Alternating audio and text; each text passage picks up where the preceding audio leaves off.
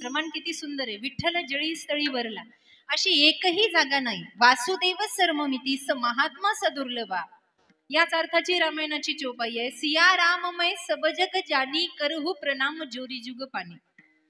ब्रह्मतत्व जे आहे ते या जगातलं सत्य आहे माईबा. ब्रह्म सत्य जगत मिथ्या जीव ब्रह्मैव ना परा. तो एकच सत्य आहे आणि तो सत्य शाश्वत रूपानं सगळीकडे बसलेला आहे. सत्य तू विठ्ठला का दाविला जगदाकारा. का हे जगदाकार दाखवलं? कारण इथे फक्त ब्रह्म सत्य आहे. सर्वाभूत सर्व साक्षी सर्व ठिकाणी बसलेला सगळ्यांमध्ये आहे. विठ्ठल जळी स्थळी वरला. रीता ठाव नाही उरला. कुठेच ठाव रीता नाहीये. आज मी दृष्टीने पाहिला. आता हे खरं आहे का? आज मी दृष्टीने पाहिला का? शिवराम रघुपते माझ्याकडे स्वप्नात तरी आला का हो? आला का? महिला मंडळ आमच्या बायांची दृष्ट काढावी अशा महिला मंडळ आहे. वा, परम भक्ती आहे तुमची. कोटी कोटी वंदन आहे तुम्हाला. कुठेही असो परमार्थाचं कार्य पहिले महिलांची गर्दी असते. श्री शक्ती प्रदान पाहिलं का ग बायांनो? विठ्ठल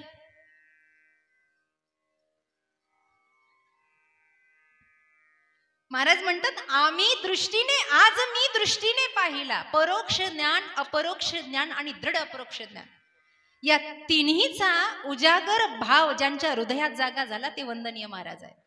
ते संत संप्रदाय आहे. त्यांनी पाहला नवे नवे त्यांच्या सोबत बागडला, खेळला, काम करू लागला, आनंदात राहिला. कारण देवाचं ब्रीद आहे.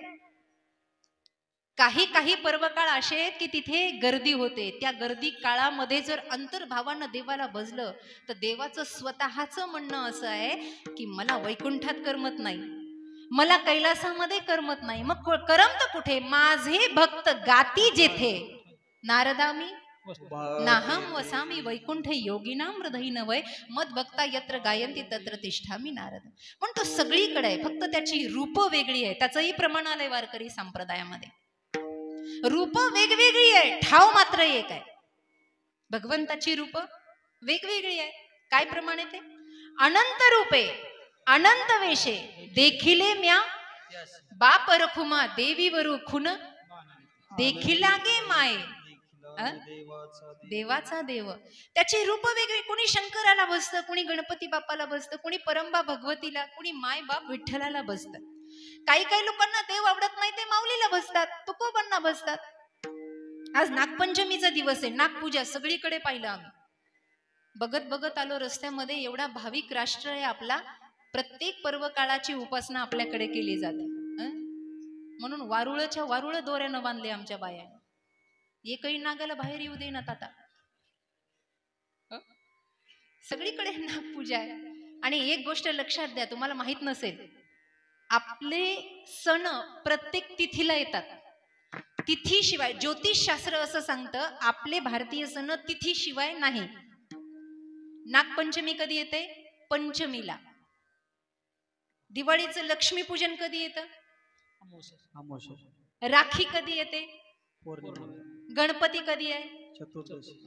एकही तिथी अशी सुटलेली प्रथमा द्वितीयापासून अमावस्या यामध्ये सगळ्या आल्या. पौर्णिमे आली, प्रतिपदा, एकादशी, सगळ्या तिथे. प्रत्येक सण तिथीला आहे. म्हणून या सणाच्या दिवशी तरी निदान देवाला भजलं पाहिजे. 12 महिने वेळ नाही, पण एखादा तरी सण असा की निष्ठावंत भाव भक्ताचा स्वधर्म या न्यायानं देवाच्या समोर बसावं. आज नागपंचमीला काय या दहीफळे बाबांना, ते दुसरे बाबा किंवा ही कमिटी असेल, आपण पंचक्रोशीतील सर्व असेल, महाराज मंडळी, का असं वाटलं कीर्तनाचा काय कार्यक्रम ठेवावा, कथा ठेवावी, आपण सोहळा ठेवावा? का असं वाटलं? कारण काहीतरी प्रयोजन असतं. वारकरी संप्रदायामध्ये कथा आणि कीर्तन याचसाठी आहे की अनादी कालाचे वाईट संस्कार मनातून जावे आणि भगवंताचं प्रथमदर्शी दर्शन आपल्या हृदयात यावं, याचाच हे प्रमाण आहे. बाकी दुसरं काय? महाराजांचे अभंग बघा ना तुम्ही. महाराजांचे अभंग असं आहे का उलटे सुलटे आहेत का? दुसऱ्याची या हिता असं आहे अभंग. काय आहे?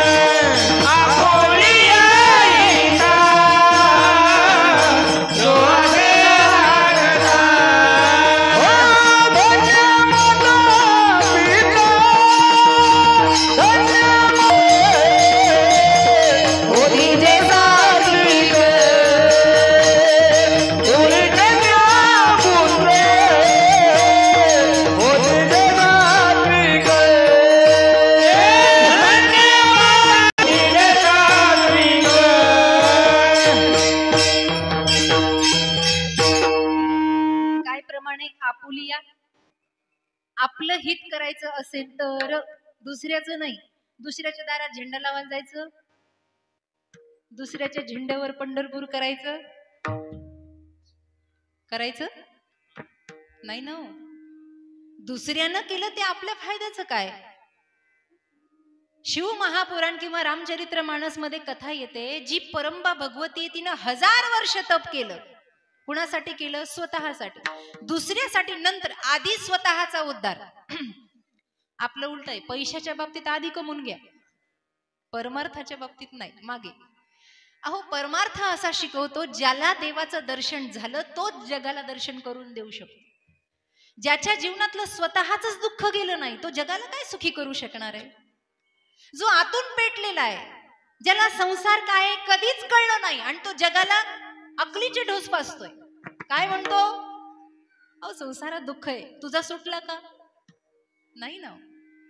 म्हणून अभंग आपुलिया हिता जो असे जागता. आपलं हित कशात आहे? या कथा कीर्तनामध्ये आहे. कारण डायरेक्ट देवाची भक्ती करणं हे प्रत्येकाच्या मनात नाही. पाप एवढं भरलेलं आहे आणि कलियुगामध्ये एवढं पाप मनामध्ये भरलेलं आहे. नरसिंह सरस्वतीने लिहिलेल्या गुरुचरित्र ग्रंथाच्या 34व्या अध्यायामध्ये असं वर्णन आहे की कलियुगात जर कीर्तनात जरी माणूस बसलेला असेल तरी सुद्धा मन म्हणेल उठून बाहेर चल. मन काय म्हणेल? उठून बाहेर चल. बुवांना कधी कीर्तन भेटलं का नाही काय माहित, 2-2.5 तास झाले तरी सोड ना बुवा. उठून बाहेर चल. काहींचं शरीर इथे, मन बाहेर आहे. मग त्या मनाला पवित्र करण्यासाठी काय सांगितलंय? तर कीर्तन ऐका, भजन करा. भजनामध्ये फार मोठी ताकद आहे. मला अभंगाकडे जायचंय पण पूर्वपीठिका आपण बघतो. ते सुंदर दर्शन संतांना झालं का? झालं त्यांचं मन तेवढं पवित्र होतं, त्यांची वाणी तेवढी पवित्र होती, त्यांचे नेत्र तेवढे पवित्र होते. आपण भजन करतो का? सांगा बरं. भजन म्हणावंसं आहे का आपलं? लोक म्हणतात म्हणून आपण भजनाला बसतो. भजनाचं काही कळत नाही आपल्याला. बऱ्याच महिला म्हणत असतात सुरुवातीचं आ ऊ होऊ द्या मग जाऊ कीर्तनाला. त्यांना या चालीतला राग विराग माहित नाही, त्यांना काही कळत नाही. त्यांना असं वाटतं की हे उगाच आरडतात टाळ हातात घेऊ. असं नाहीये. त्याला पण एक विशिष्ट प्रकारची रागाची संगती आहे. पूर्वीच्या काळामध्ये तानसेनानं मेघ राग गावा तर वर्षा व्हावा, पाऊस पडावा. माहितीये का? या रागामध्ये एवढी ताकद, एवढी शक्ती आहे. विनाकारण इथं काहीच नाहीये. म्हणून भजन आपण करायला बसलो, ती जागा पवित्र आहे का? ती मन पवित्र आहे का? आपण भजन करत असताना आपलं मन तिथे लागतं का? संतांना दर्शन झालं, आपल्याला का होत नाही? तेच जग आहे, तेच युग आहे. याच युगामध्ये उद्धरून गेले, जगाला उद्धवण्याची प्रक्रिया. अहो, माणसं सोडा, ज्यांच्या सान्निध्यात आल्यावर रेडे सुद्धा बोलले. वा वा.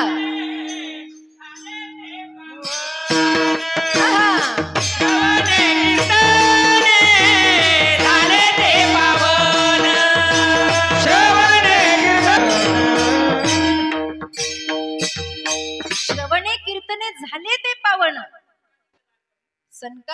हे संतादिकांच्या मनामध्ये पवित्रता निर्माण झाली. महामळे मन होतेचे गादली, शुद्ध चोखाटले स्फटिक जैसे. म्हणून भजनामध्ये तेवढी ताकद आहे. काहीच करायची गरज नाही. लोक आमच्याकडे येतात, नारळ द्या, लिंबू द्या, कशाला? घराला बांधायचंय. अरे काय आहे ही अंधश्रद्धा? महाराष्ट्रासारख्या पवित्र देशामध्ये ही अंधश्रद्धा नसावी, जिथे ज्ञानोबा तुकोबांचे ग्रंथ आहे, कुणाच्या बापाची टाप नाही, घराकडे वाकड्या नजरेनं पाय. अरे एवढा प्रसन्न चित्त महाराष्ट्र आहे आपला, एक पण त्यांनी लिहिलेले साधे अभंग आपल्याला नीट म्हणता येत नाही. भजन करायचं. आमच्या भजनी मंडळात भांडणं सुरू झालं. मी नागडोचं बोलत नाही, राग पाहू नका माझ्याकडे. आमच्या भजनी मंडळात भांडणं आहे.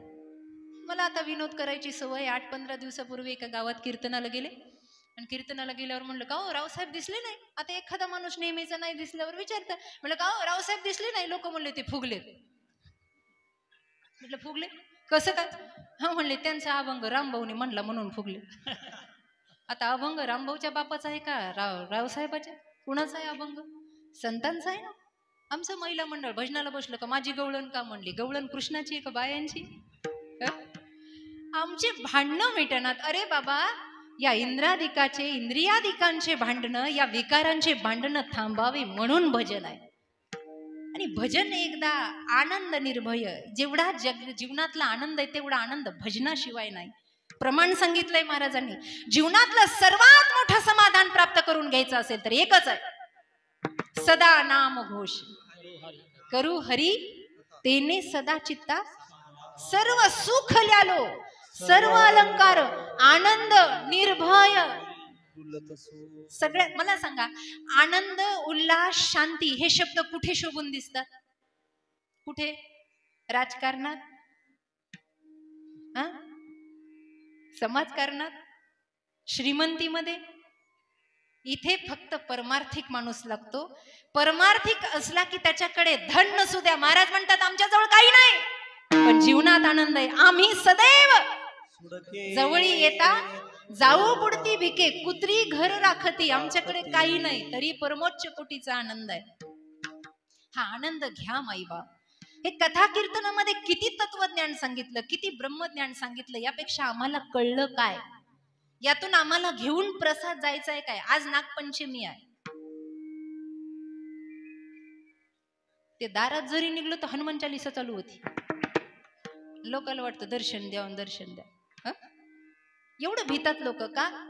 त्याची भीती आहे आम्हाला, परंतु त्या शाश्वतात जरी आम्हाला दर्शन करायचे, आमची मनोवृत्ती चांगली पाहिजे. म्हणून कथा कीर्तन ऐकायचे. आजचं प्रयोजन फार सुंदर आहे. या कथा कीर्तनाने मन पटलावरचे विकार निघून जातात, विकार निघून जातात. म्हणून मी एक गोष्ट नेहमी सांगत असते, माणसानं आरशात पाहावं. कशात पाहावं? आरशात. तुम्ही पाहता का आरशात? आरशात नाही पाहत बाई. काय वैरागी आहे, संन्याशी आहेत का काय? काही काही भूतांना तर सकाळी उठल्या उठल्या आरशात पाहायची सवय. नवल असं आहे दैफळे बाबा, आरशात स्वतःच तोंड पाहणार उठल्या उठल्या, पुन्हा जगाला म्हणणार आज कुणाचं तोंड पाहिलं कुणाच ठेव, कामच होईना. अरे तुझंच पाहिलं की कुणाचं पाहिलं दुसऱ्याच. कथा कीर्तन हे एक आरसा आहे. या आरशात कधीतरी पाहिलं पाहिजे. भागवत हा एक आरसा आहे, रामायण हा एक आरसा आहे. ज्या दिवशी या आरशात आपण पाहू त्या दिवशी आपली इज्जत आपल्याला कळते. आपण रावण आहे, कुंभकर्ण आहे, आपण हिरण्यकशिपू आहे, आपण कोण आहे ते बघण्यासाठी हा परमार्थाचा आरसा आहे. मी कोण आहे? मी आज कीर्तनात बसले किंवा बसलो, मी कोण आहे? मी कशी भक्ती करतो? मी शबरी आहे का? माझी उष्टी बोरं राम खातील का? राम येतील का? कुत्र विचारीना आपल्याला.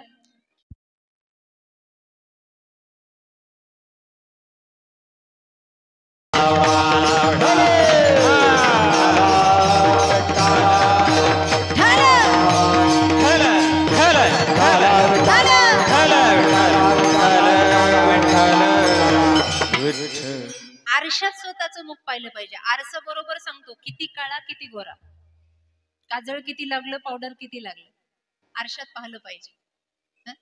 आरसा हे प्रतिबिंब दाखवणारा उत्तमदर्शी सत्य पदार्थ आहे. सगळं काही खरं सांगतो, परमार्थ सुद्धा सगळं काही खरं सांगतो. फक्त लोकांना बोचतो म्हणून लोक येत नाही. कळतंय का? आरसा कधी खोटं बोलतो का? आरसा, एक येड जत्रेमध्ये गेलं, घरच्यांनी सांगितलं होतं यात्रेतून काहीतरी घेऊन ये. गेलं, त्याला माहिती नव्हतं या वस्तूला आरसा म्हणतात म्हणून. काहीतरी चमकणारं दिसलं, लक्षपूर्वक ऐका, चमकणारं दिसलं आणि म्हणून त्यानं त्या वस्तूला हात लावला. आणि हात लावल्यावर त्याच्यात न बघता अगोदर दुकानदाराला विचारलं हे काय आहे. दुकानदार म्हणला नीट बघ ना काय आहे. तर नीट बघ म्हणल्यावर त्यानं असं आरसा समोर धरला आणि जसा समोर धरला तसं त्याला काय दिसलं? तोच स्वतः दिसला की नाही? प्रतिबिंब दिसलं की? हो म्हणा, नाही तर नाही. दिसलं ना? दिसलं की नाही? हो म्हणा. दिसलं का? त्यानं पहिल्यांदाच स्वतःला पाहिलेलं होतं आणि त्यानं जसं पाहिलं तसं ते दुकानदाराला म्हणलं अरे बापरे काय देखणं आहे.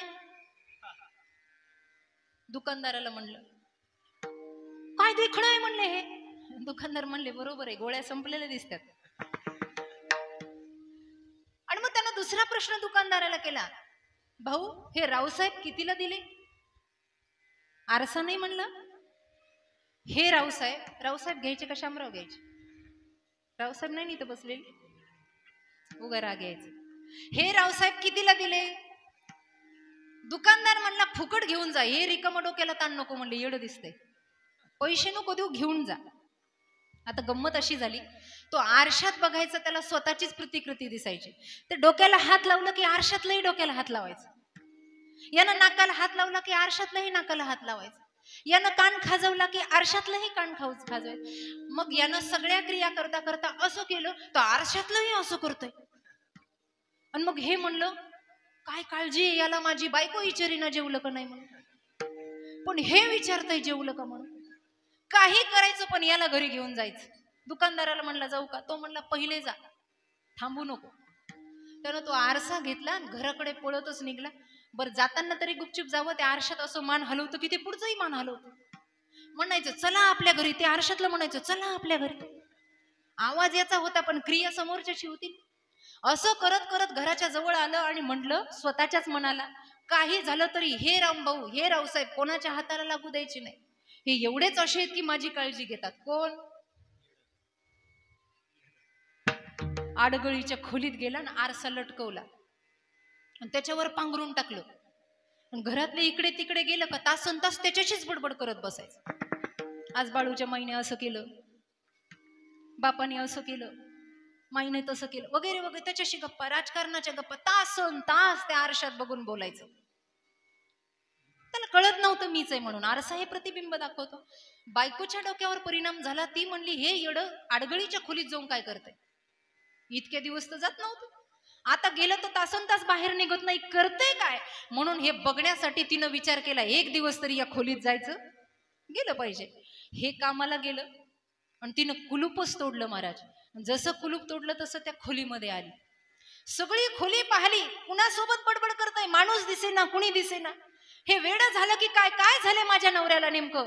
महाराज तिला दुःख झालं. बघता बघता बघता तिनं त्या कोपऱ्याकडे पाहिलं, तिथं कपडा असा टाकलेला होता.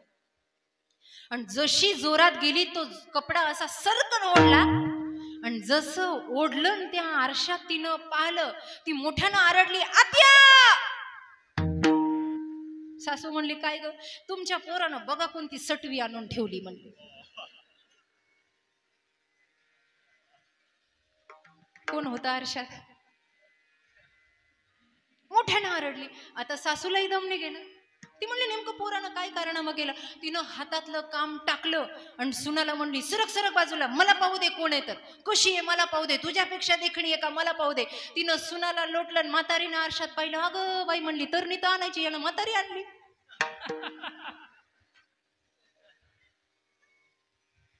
आरशात कोण दिसलं तिला? ती स्वतःच दिसली. दोघींचा एवढा गोंधळ उडाला. सासरा होता घरामध्ये. ती म्हणलं बाया बायाचं काय चाललंय कुणास ठाऊक. जोरात वेगानं सासरा जसा पळत आला, बायकोला दूर लोटलं, म्हणला मला पाहू दे तरणी आहे का म्हातारी आहे. आरशानं त्या म्हाताऱ्यानं जसं आरशात पाहिलं, तो म्हणला बाई माणसातला फरक कळतो का नाही, मिशीवाला म्हातारा आहे याच्यात. मला तात्पर्य हे सांगायचंय, आरसा खरं बोलतो की नाही, तसं आमचं रामायण खरं बोलतं, आमचं भागवत खरं बोलतं. नवे नवे आमची माय ज्ञानेश्वरी खरं बोलते की माणूस कसा आहे हे आमचं पण आम्हाला दिसावं, म्हणून आम्ही कथा कीर्तन ऐकावी, म्हणून आम्ही हे प्रयोजन दुसरे भाषे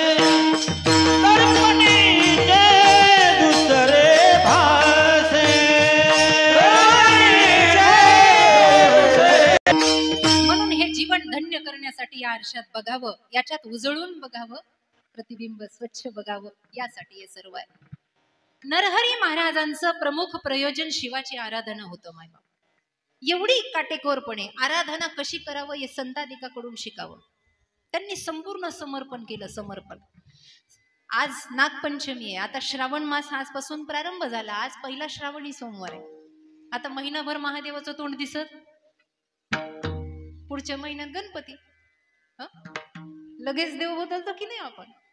निदान यानं नाही पैसा दिला तर तो तरी देईल. बाबा जगातली उच्च कोटीची श्रीमंती शिवाच्या दरबारामध्ये आहे, पण उपासना कशी करावी आम्हाला माहित नाही. मार्ग दावूने गेले आधी दयानिधी, येणीची पंथे चालू या मार्गावर या. वेगवेगळे कारण सांगितलेले आहेत आराधना करायचे, पण सगळ्यात मोठं ताट भरलं तुम्ही ताट. आमचं महिला मंडळ पूर्ण श्रंगारानं तयार झाल्या, पुरुष मंडळ तयार झालं, पूजेचं ताट सुद्धा भरलं. नाही त्या प्रकारची उपकरणं त्या ताटामध्ये आम्ही एकत्र केली. इत्र, अत्तर घेतलं, सुगंधी महागातलं अत्तर घेतलं, पंचामृत घेतलं देवाला अर्पण करण्यासाठी. पंचामृत स्नानम समर्पयामी, शुद्ध गंगेचं जल घेतलं आपण कमंडलू मध्ये, सगळं काही घेतलं. मंदिरामध्ये जाताना आपण एकमेकीला विचारतो, अगं हे घेतलं का? हो घेतलं ना. अगं ते घेतलं का? हो घेतलं ना. सगळं घेतलं, पण कोणी कुणाला हे विचारत नाही, मन घेतलं का? मन. कारण देवाला सगळ्यात जास्त आवडणारं फूल म्हणजे माणसाचं मन आहे. हे मन ज्या दिवशी आपण समर्पण करतो ना, त्या दिवशी खरी नागपंचमी साजरी होते, त्या दिवशी खरा श्रावण मास साजरा होतो. मन अर्पण केलं तर हे मन माणसानं तिथे अर्पण करावं. संताधिकांनी हे केलं. तासन तास ते पूजा पाठ करत बसतायत, आराधना करतायत, ओम नमः शिवायचा गजर करतायत, आणि मग त्यांच्या जीवनामध्ये एक प्रतिकात्मक जीवन, दर्शनीय लक्षणीय तेज त्यांच्या समोर प्रगट होतं. ते प्रगट स्वरूप अभंगाच्या प्रथम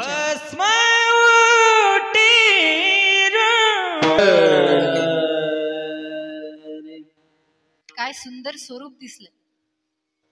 भस्म उटी रुंड माळा. सांब सदाशिवाच्या मस्तकावर त्रिपुंड आहे, भस्म लावलेलं आहे. खरं तर सर्वांगाला भस्माचं लेपन आहे. ज्या वेळेला महादेवाचा विवाह होतो ना, त्यावेळेला महादेवाचा एक शृंगार सांगितलाय. शृंगार. आपल्याकडच्या नवरदेवाला हळद लावल्या जाते. आपल्याकडच्या नवरदेवाला, नवरदेव लावली होती का हळद? काहीच बोल ना. हळद हळद. आपल्याकडच्या नवरदेवाला हळद लावतात, शिवाला हळद नाही. सगळ्यात पहिला शृंगार आहे की शिवाला भस्माची ओटी लावतात. कारण का? हे तरुणा, विषयामध्ये रत होत असताना तुला हे आठवलं पाहिजे की या शरीराची एक दिवस माती होणार आहे आणि ती शिव धारण करणार आहे, म्हणून विकारामध्ये फसू नको, यासाठी भस्मधारण आहे. शिवाचा एक एक शृंगार आहे. आपल्याकडचा नवरदेव फेटा बांधतो, भाड्यानं आणलेला तो भेटा असतो, त्यालाच नटतोय. तीनदा तर आरशात पाहते. महादेवाच्या डोक्यावर फेटा नाही, महादेवाच्या डोक्यावर जटा आहे. जटा आहे. अर्धचंद्र लावलेला आहे. आपल्या नवरदेवाच्या तर घोस असतो ना मोत्याचा अडकवलेला आहे, असं असं झटके देते बघ पानाला. चंद्र लावलेला आहे. गळ्यामध्ये काळ आहे, काळ बांधलेला. आपला नवरदेव गाडीवर बसतो, चंचल आहे ना बाबा. पण आमचे शिवशंकर नंदीवर विराजमान झाले, कारण धर्म सांभाळायचा आहे. धर्म सांभाळायचा. एक एक शृंगार आहे. पण भस्म धारण केलेलं आहे. जे शिवाचे भक्त आहेत त्यांनी भस्म धारण. खरं तर हिंदू धर्म संस्कृती अशी आहे की प्रातः समय झाला की पुरुषांनी सूर्याला अर्घ द्यावा, महिलांनी तुळशीला पाणी घालावं, महिलांनी तुळशीतली माती घ्यावी आणि या त्रिपुटावर लावावी. खरं तर कुंकू लावणं म्हणजे काय? बऱ्याच महिला पती गेल्यावर कुंकू लावणं सोडून देतात. भले नका लावू, तुम्हाला संस्कृती सांभाळायची, पण काहीतरी लावा. 2 भुवयाच्या मध्ये गुरुपीठ आहे आणि तिथे काहीतरी तिलक करावा, ही हिंदू धर्म संस्कृती आहे. म्हणून पुरुषाच्या कपाळावर गंध असलाच पाहिजे, धर्माचं प्रतीक आहे. रावण सुद्धा लावायचा. लोक रावणाला नाव ठेवतात. रावणा इतकं भजन आपल्याला जमत नाही. लोक रावण उठल्या उठल्या बायकोला म्हणत नव्हता, please give me 1 cup bed tea. Ravan जेव्हा स्नान करायचे आणि शिवालयामध्ये जायचे तेव्हा रावण स्तोत्र म्हणायचे. जटाटवी गलत जल प्रवाह पावितस्थले, जटाटवी गलत जल प्रवाह पावितस्थले, गले वलंब लंबिता भुजंग तुंग मालिका, डमट डमट डमट डमट निनाद वट्टमर्वयं चकार चंड तांडव तनोतु नः शिव शिव, तनोतु नः शिव शिव, तनोतु नः शिव शिव. असं तांडव. आणि असं तांडव म्हणलं तर घरातले तांडव जात असतात. कळतंय का? हे तांडव रावण म्हणायचा बाबा. मग रावण किती भक्तिवान असेल. ज्या महाराजाचा आदर्श आपल्या हृदयात आहे त्याच्या मस्तकावर काय आहे? त्रिपुंड आहे. शिवाजी महाराजांचा फोटो कधी पाहिला? प्रतिमा पाहिली, पुतळा पाहिला, काय आहे मस्तकावर? राजा आहे राजा. राजाची ख्याती आपल्याला सांगण्यात काही, ती सगळ्यांनाच ठाऊक आहे. नाही म्हणलं तरी ती मनातून उमटते. आता माझ्या मागे म्हणा, मी काय म्हणते ते माझ्या मागे म्हणा, माझ्या मागे म्हणा, माझ्या शिवछत्रपती शिवाजी महाराज की.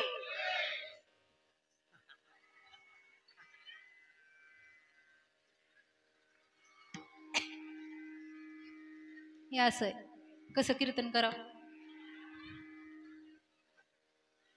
मला हे दाखवून द्यायचं होतं की जय इथून निघतं बाबा, ते म्हणायला लावायची गरज नाही. एवढा तर आपला राजा महान आहे, पण त्याच्या दिवसाची सुरुवात शिवाच्या आराधनेपासून होते. आता ओघाला आलो म्हणून सांगते, शिवचरित्र माझा विषय नाही. शिवाजी महाराजांच्या काळामध्ये जेवढे शिव मंदिर बांधले गेले, तेवढ्या सगळ्या शिव मंदिराचे दरवाजे खुजे आहेत. खुजे म्हणजे छोटे आहेत. एकदा मावळ्यांनी विचारलं होतं, राजा किल्ल्याचे दरवाजे पहाडासारखे केले आहेत, पण मंदिराचे दरवाजे छोटे का? तेव्हा राजांनी उत्तर दिलं, मावळ्यांनो ऐका, पुढे कलियुगामध्ये पिढी चांगली येईल का नाही मला माहित नाही.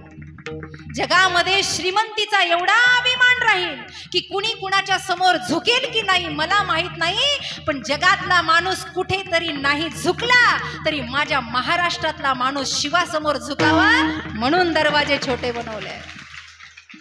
म्हणून शिव मंदिराचे दरवाजे छोटे आहेत, वाकून जावं लागतं. ज्योतिर्लिंग बघा तुम्ही, सगळे ज्योतिर्लिंग बघा, असं वाकून जावं लागतं का? अरे जिथे झुकला तिथेच मोठा झाला. हे आपल्या राजानं आपल्याला शिकवलं. शिवाची भक्ती त्या राजानं सुद्धा केली, म्हणून भस्म ओटी रुंड माळा. भगवंताचं स्वरूप सुंदर आहे. गळ्यामध्ये माळा धारण केलेले आहे आणि सुंदर स्वरूप. माईबाप एक गोष्ट सांगून जाईन, मनाच्या कोपीत घेऊन जा. या जगतामध्ये देवापेक्षा सुंदर कुणी नाही. या जगतामध्ये तुम्हाला जर असं वाटत असेल ना की जगातल्या सगळ्यात सुंदर व्यक्तित्वाला पाहावं, तर फक्त मंदिरात जावं, दुसरीकडे कुठे जाऊ नये. स्त्रियांना वाटतं पुरुष सुंदर आहे आणि पुरुषांना वाटतं स्त्रिया सुंदर आहेत, पण ज्याला असं वाटतं की ह्या सुंदर आहेत, हे सुंदर आहेत, त्यांनी विचार करावा की यांना बनवणारा देव किती सुंदर असेल, तो परमात्मा किती सुंदर असेल. त्याला एकदा पाहिलं की जगात पुन्हा दुसरं पाहण्यासारखं काही राहत. एक घडलेली घटना आहे. रंगमंदिर आहे वृंदावनला, रंगमंदिर. त्या रंगमंदिरामध्ये चैतन्य महाप्रभू नावाचे संत असेच भक्तजनांना घेऊन जायचे. पूर्वीचे महात्मे, मला गंगापूरला आलं की मला महात्म्यांची आठवण येते. आज आमचा भक्त समुदाय या बाजूला बसलेला आहे, काही इकडे बसलेले आहे. साधूंची रचनाच अशी आहे की भक्त समुदाय सोबत घेऊन चाललं. गौरंग महाप्रभू असेच जायचे नाही का, दर्शन झालं रंगमंदिरात कृष्णाचं की झाडाखाली बसायचे. रोज एक सेट यायचा, लक्षपूर्वक ऐका, रोज एक नगर सेट यायचा आणि येत असताना बायकोच्या डोक्यावर अशी छत्री धरून आणायचं. बायकोच्या डोक्यावर छत्री धरून आणायचं, पायामध्ये नगर सेट, गडगंज श्रीमंती. लक्षपूर्वक ऐका, मी आज स्वरूपाचा अभंग घेतलाय त्यावर बोलतोय. छत्री धारण करून यायचं महाराज, घ्यायचा घ्यायचा घ्यायचा आणि त्या मंदिराच्या पायऱ्या जवळ आला की ती छत्री बंद करायचा. बायकोनं जे जोडे पायातले काढले ते जोडे उचलायचा आणि बाजूला ठेवायचे आणि पायऱ्यावर बसून हिशोब करत बसायचा. बायको मंदिरात जायची. काही लक्षात आलं? गौरांग महाप्रभूने एकदा पाहिलं, एक आठवडा गेला, दुसरा आठवडा चालू झाला. ते म्हणले ही भानगड काय आहे? शिष्यगणाने सांगितलं त्याची बायको एवढी सुंदर आहे महाराज, तुम्ही पाहता जरासं ऊन लागलं तर अंग लाल पडतंय, एवढी नाजूक तिची कांती आहे आणि त्याला असं वाटतं सगळ्या जगात माझ्या बायको एवढं सुंदर. तुम्ही असंच म्हणत जा घरी गेल्यावर, म्हणजे भांडण होत नाही. बायकोला म्हणायचं जगात सुंदर तूच आहे बाई, दुसरं कुणी नाही. गरम गरम चहा भेटतोय बघा, त्याला वाटायचं माझी बायको नाजूक आहे, सुंदर आहे, आणि म्हणून तो प्रतीक्षा करत तिथे हिशोब करत बसायचा. बायको मंदिरामध्ये जायची, तिचे जोडे सांभाळायचा. एक दिवस महात्म्याला राहवलं नाही. महात्मा असा असतो की तो संगतीत आलेल्या सगळ्याची सुधारणा करतो, किती वाईट माणूस असू द्या. गौरांग महाप्रभूने त्याचा कान धरला. मूर्खा, मंदिरात कधी गेला होतास का? तो म्हणला माझा काही संबंध नाही, लांब लांब पर्यंत देवाचा माझा काही संबंध. कधी गरजच नाही पडली देवाची. देवानं सगळं दिलंय म्हणलं. होती नव्हती बायको दिली, आता काय गरज आहे देवाच्या मंदिरात जायची. गौरंग महाप्रभू म्हणले ती मंदिरात जाते, तू का जात नाही? तो म्हणला महाराज मी तिची रक्षण करण्यासाठी डोक्यावर छत्री धरून येतोय, मला एवढा वेळ नाही, आणि तिचं कुणी हरण करू नये म्हणून तिची सिक्युरिटी गार्ड म्हणून येतोय. महाराज म्हणले तू कधी आतल्या देवाला पाहिलंस का?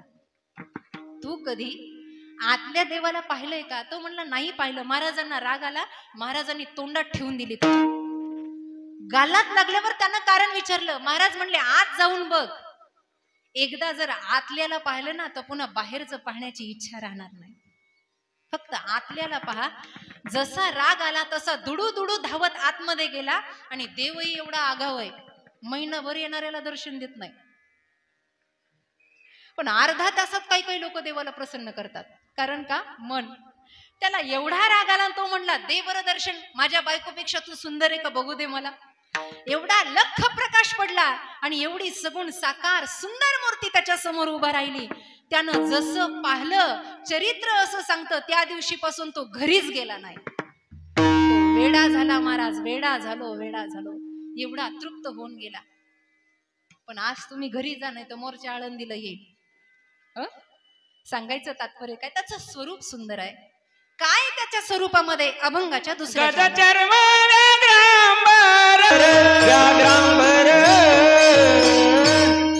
गजचर्म व्याघ्रांबर, गळा किंवा कंठी शोभे वासुकी हार. आज नागपंचमी आहे, नागडोळ तीर्थक्षेत्र आहे. खर तर नागदेवता स्वयंभूत स्वयं साक्षी शिवाचंच स्वरूप आहे.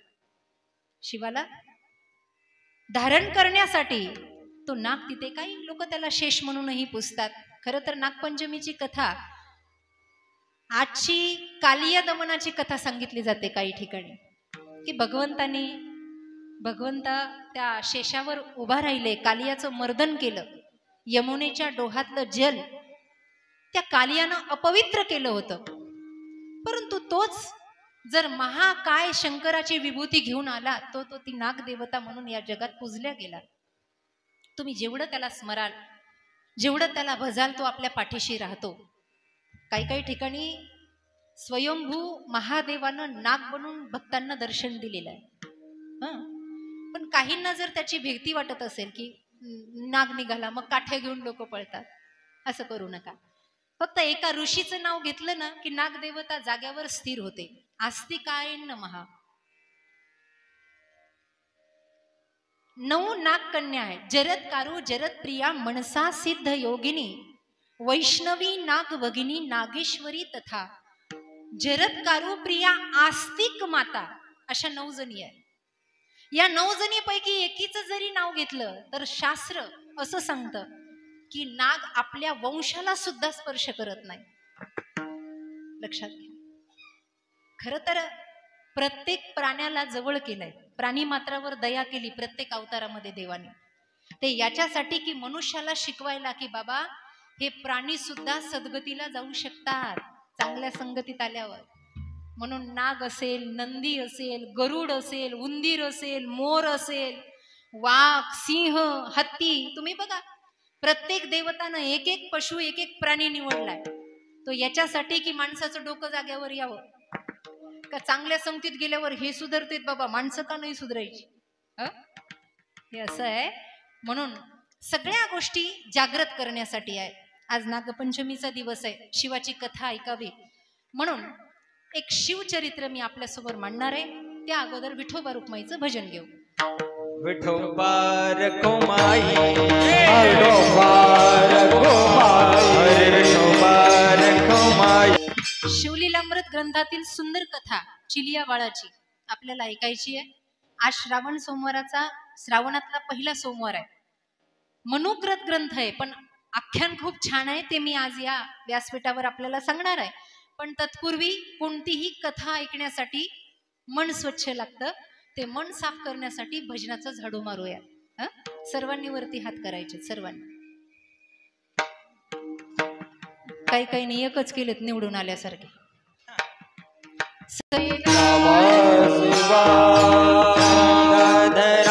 शिव गंगाधरा हर हर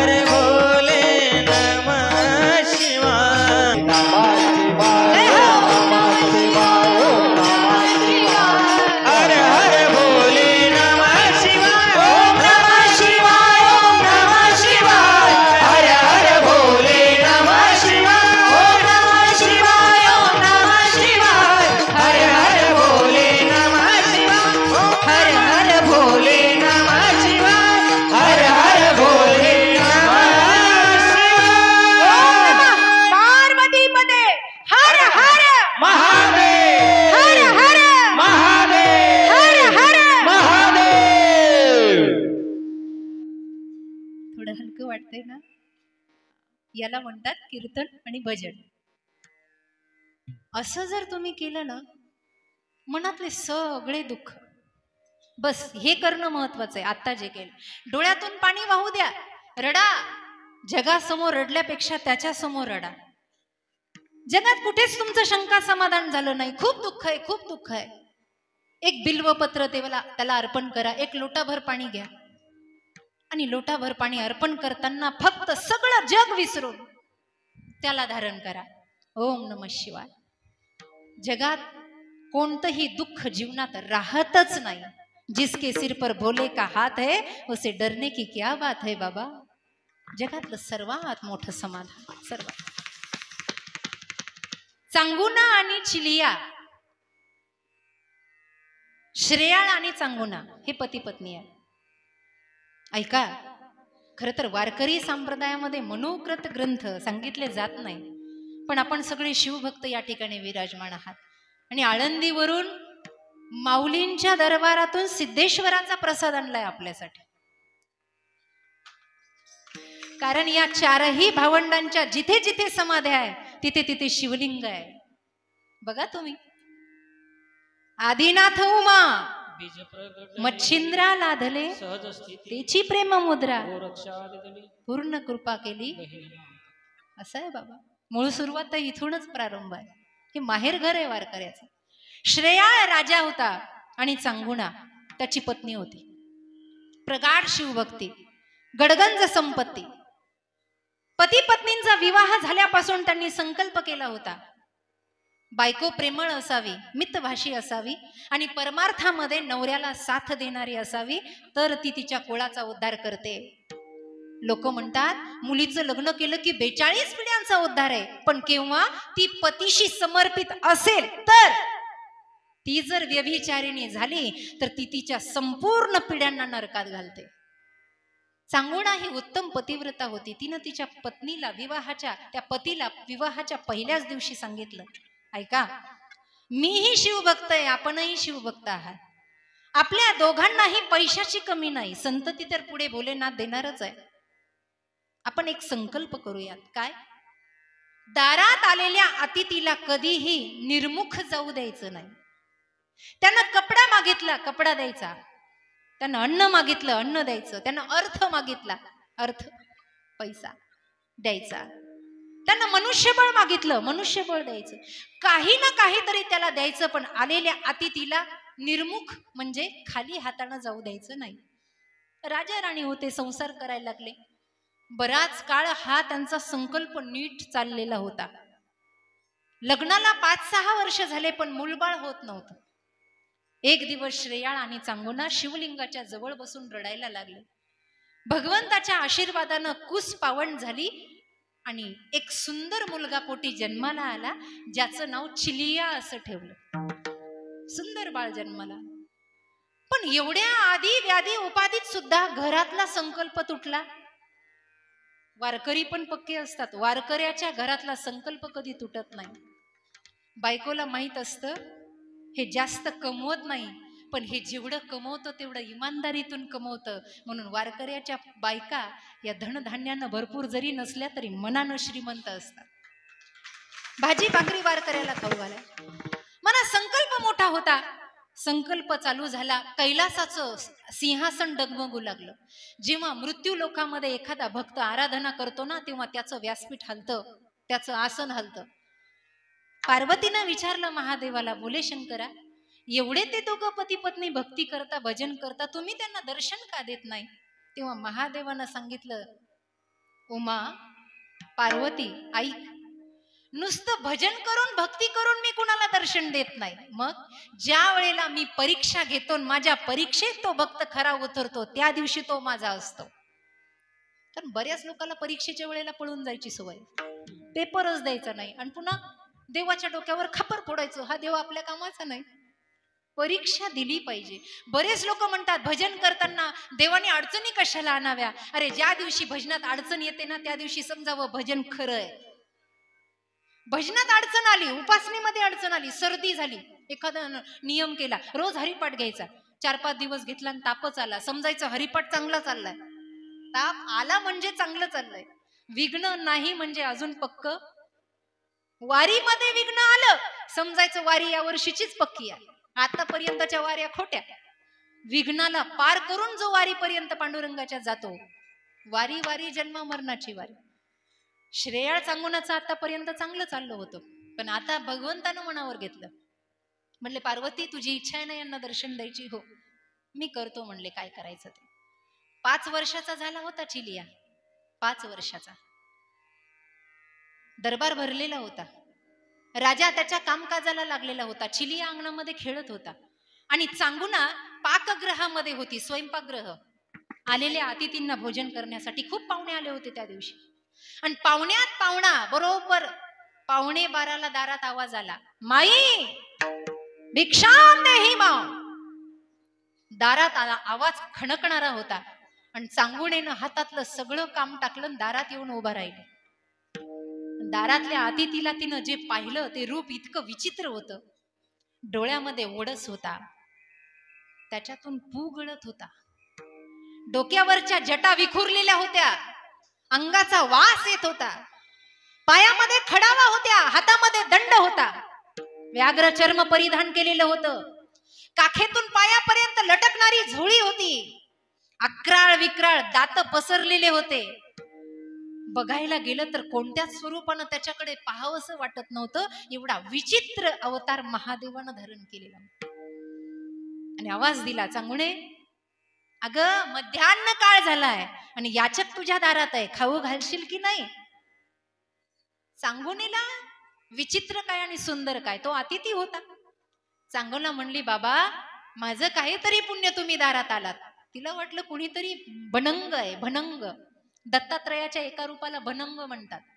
विचित्र अवतार, भनंग, फकीर, कुणीतरी गावचा फकीर असेल, आला असेल मागायला. बाबा जरा वेळ थांबता का, मी तुमच्या आवडीचं रसास्वादन करते, भोजन तयार करते. काय करशील? काय करू सांगा बाबा? पुरणपोळी करू का? पिठलं भाकरी करू बाबा? फलाहार देऊ का? साधी भाजी चपाती करू का? बासुंदीची मेजवानी करू का बाबा? 56 भोग करू का तुमच्या जेवणासाठी? भोजनासाठी काय प्रसाद घ्याल बाबा, सांगा मला. चांगुने मला असं काही आवडत नाही. मग करायचंच असेल तर एखाद्या नराचा बळी दे मला खायला. मी नर भोजन करतो, मी नरभक्षी आहे, मला नरबळी पाहिजे. हे असं भोजन मला चालत नाही. पायाखालची जागाच सरकली महाराज. आतापर्यंत एवढ्या जणांना भोजन दिलं, पण नरबळी मागणारा हा पहिलाच कुणीतरी याचक आला. अंगावर काटा उभा राहिला, डोळ्यातून अश्रूच्या धारा निघाल्या. हा कोण आहे? हा कुठून आलाय? कसा आहे? जर याला नर भोजन दिलं नाही तर माझा पतिव्रता धर्म भ्रष्ट होईल, माझ्या राजाचं आसन जाईल, आम्ही पती पत्नीने केलेला संकल्प मोडेल. करावं तर काय करावं?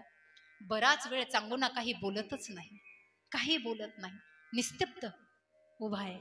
सैनिक धावत गेले आणि राजाला बोलावून आणलं. राजा धावत आला, बायकोला विचारलं, चांगुने काय झालं ग?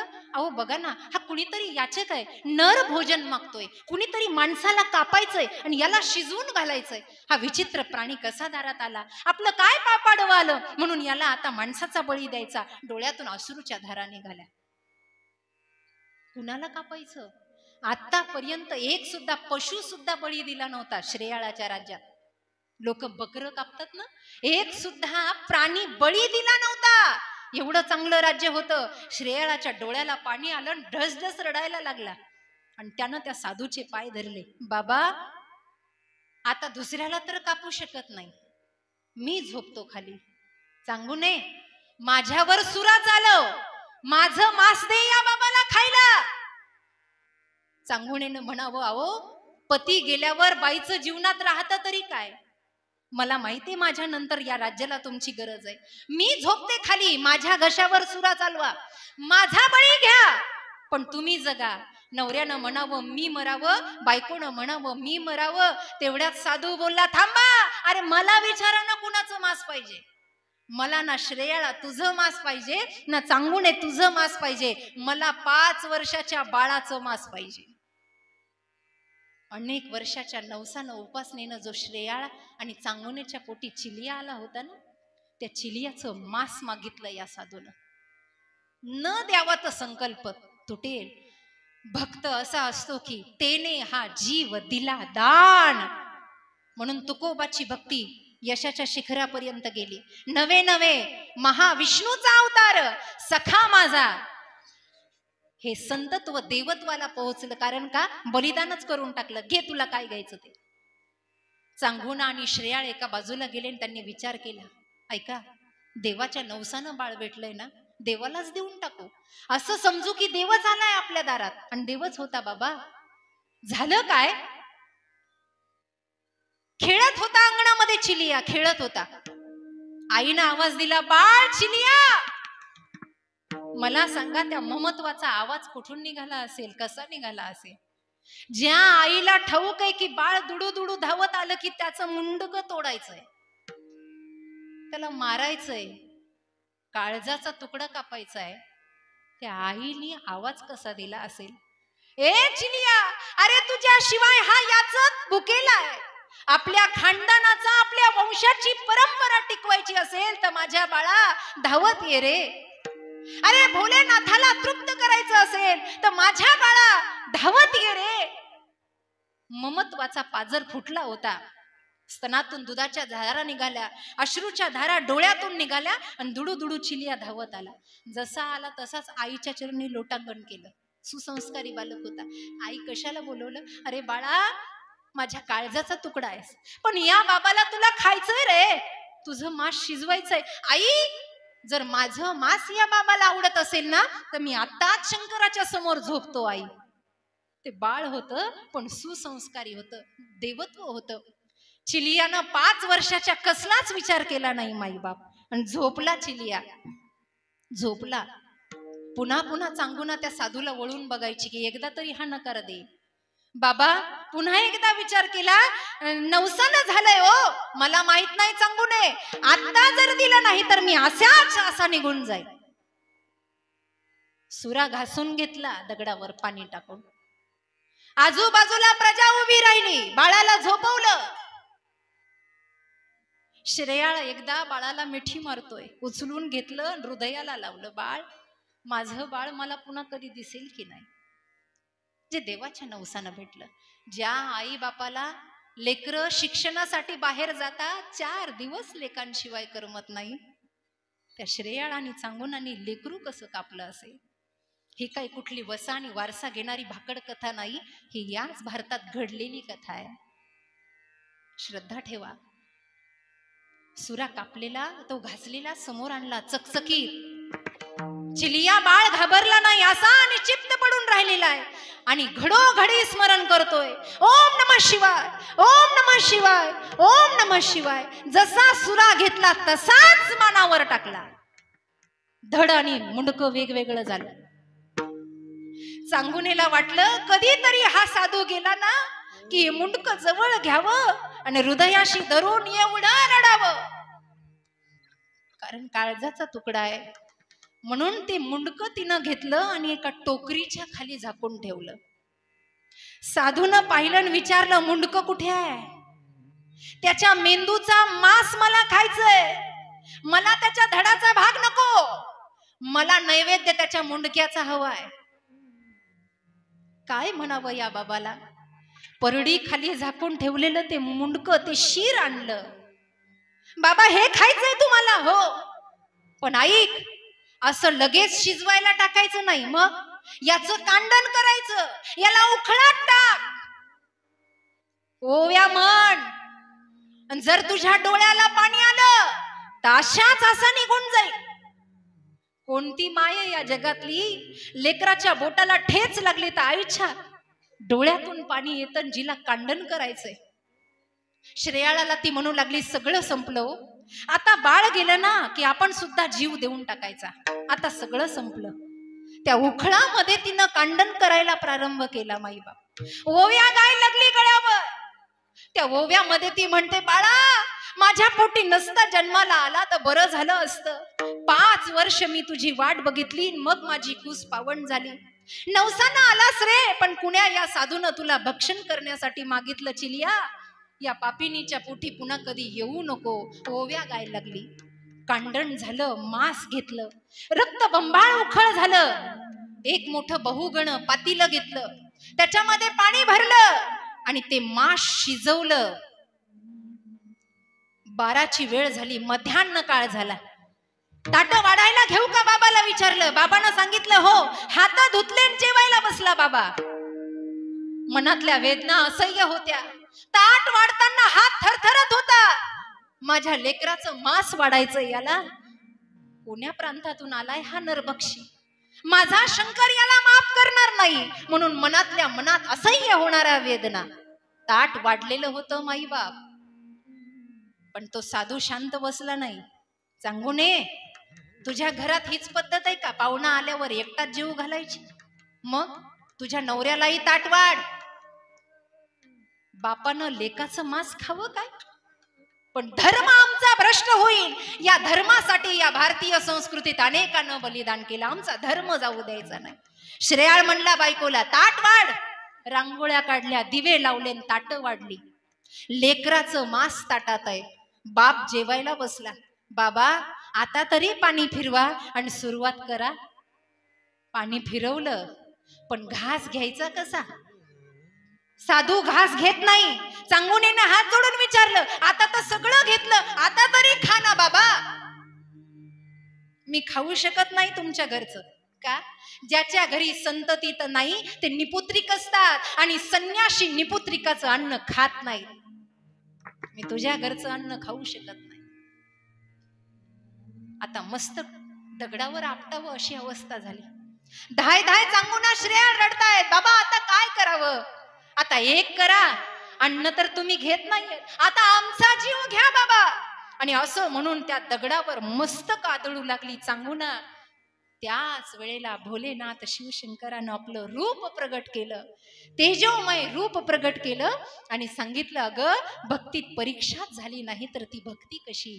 मीच तुझा भोळा शंकर आहे, मीच. बाबा, पण बाळ गेलं ना. कुठे गेलं बाळ? आवाज दे त्याला. चिलियाला जसा आवाज दिला तसा गल्लीतून दुडू दुडू धावत चिलिया समोर येऊन बसला आणि भोलेनाथाच्या चरणी साष्टांग